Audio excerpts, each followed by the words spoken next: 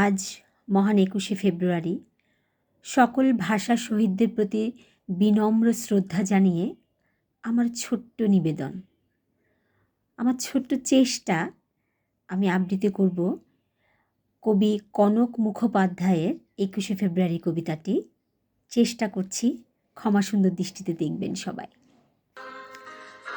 সেদিন পদ্মার ঢেউয়ে জ্বলন্ত সূর্য উত্তাল, লক্ষ কণ্ঠে গর্জে ওঠে দুর্জয় ২১শে ফেব্রুয়ারি।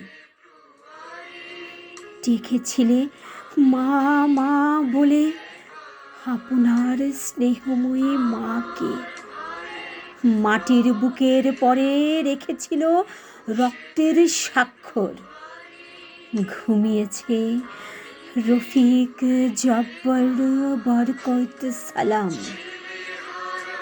কবরের মাটি ছেয়ে ফুটে আছে শত শত ফুল। উদাস বসন্তে ফোটে মৃত্যুহীন শহীদের মুখে।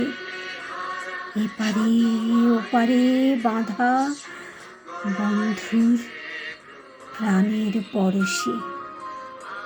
ধন্যবাদ।